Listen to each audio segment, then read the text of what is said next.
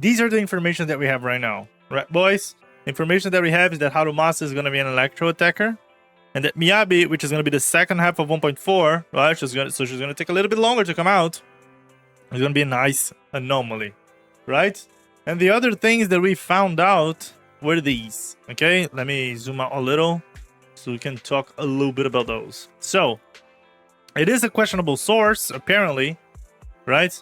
But the info is, right, Ice Anomaly, Hoshibi Miyabi, right? And that her core mechanic is, whenever triggering freeze, she adds something called Ice Scorch. It's like getting burned by ice. I don't know if you guys ever touched something that was so cold that it actually burns you, right? And apparently she's gonna be the unique character, right?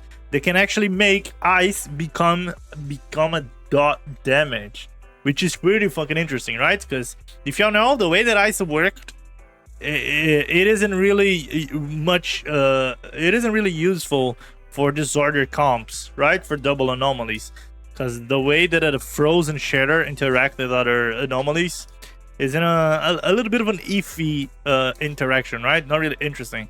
So apparently, since she is the ice anomaly character, we are going to have her actually do ice type dot damage, right? So she's gonna have this unique feature in her, and the mechanics apparently are that when these enemies inflicted by that ice type dot are gonna take more crit damage or vulnerability whenever they get hit by a crit hit, right?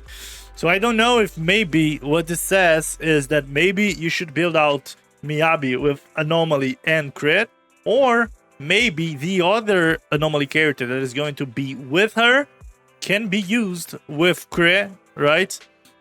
Maybe Jane, maybe Nagi or Bernice, right? It depends on how much field time Miyabi needs, and then maybe you can add crit on them. Or Miyabi is gonna be one of the first anomaly characters that can be actually used with an attacker, right? That is also a possibility, right?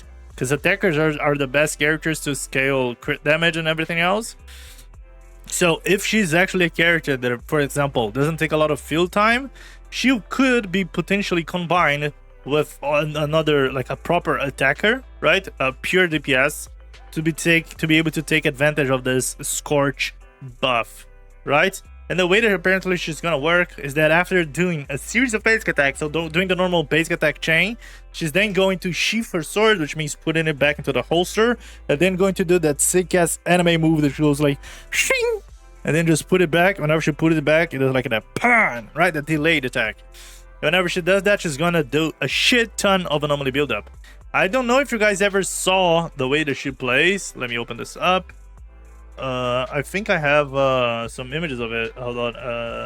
Miyabi Zenless Zone 0 CBT1.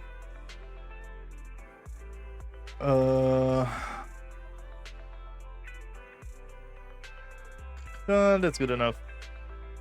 So, if you guys have already seen her playing before, I'm not sure what exactly. That's okay, Danny. So, if you guys have seen her playing before, right? She does her normal attack chain. This is CBT1, okay? Her kit was probably vastly changed from this. And as you guys can see, she has 3 stacks. And her EX is the thing that apparently is described on that kit, right? The mechanic with a huge buildup, which is she does her normal attacks, and when you do her EX, she does that putting the sword back into the holster and then doing the quick draw type of techniques, right? And she's gonna do this like right now or something. That, right? So that bang EX move apparently is going to be what, see, he used his EX, he lost the energy, right? Let's go a little bit frame by frame here. Let me put up the slow-mo. Hold on. Let me put up a little bit of slow-mo. You're not gonna see what I mean. So for example, he has the EX, he has the stack, he's gonna utilize the move, and she's going to go through the enemy, right? Unsheath her sword, and then she's gonna do that delay series of slashes. And apparently that move is the thing that actually procs a bunch of anomaly. This, right? She goes in, does the right? Apparently that's her big anomaly buildup.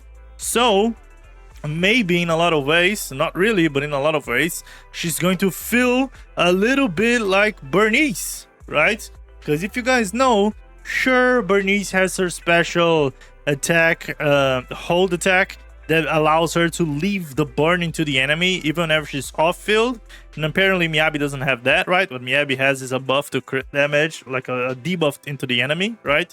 That allows him to take more damage. But according to these descriptions that we have right here, right? After a series of attacks, she sees her sword, then draws to inflict a large ice anomaly build. If this is her EX, it would indicate that her playstyle is somewhat similar to Bernice in the sense that she's an anomaly character that probably does not need a lot of field time, right? Because if her EX is the biggest anomaly buildup for her, then you're probably just gonna put her on the field, do a little bit, couple of attacks, and then just do her EX and switch off. Maybe to another anomaly character or into a DPS, right? It all depends on how. That's so cool, dude. I love that animation. That all only depends on how this mechanic of this vulnerability buff actually works, right? So yeah. And in here we have a couple of pairings, right? Common pairings according to them, which are the teams that they've tried, right? So they've tried using her with disorder teams like Yanagi and a support, right? Or doing a quick swap with a stunner or Caesar, right? And they also tried the option with using a natural, a normal, pure attacker, right? Which could have been Soldier 11, Allen, or any other type of on-field DPSs, right? And then adding a quick swap like a stunner or Caesar, right? So apparently she's going to be a little bit similar to the way characters like Coleda and Bernice works, right? So apparently she's going to be the type of character that goes in, does her thing really quickly, and then you just swap out, right? So those type of characters, if you guys know, those characters that actually have low field time are the characters that are easily easily usable in many type of comps, right? They are really flexible characters, just like Bernice, right?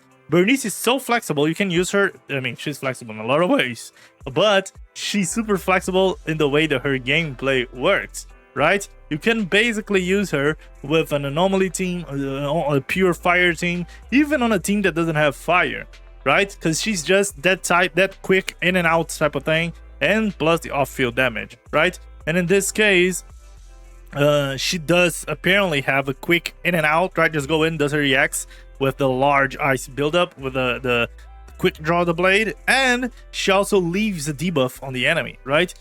This debuff seems to be a team-wide debuff, like a debuff that everyone of the team can take advantage of, not only her, right?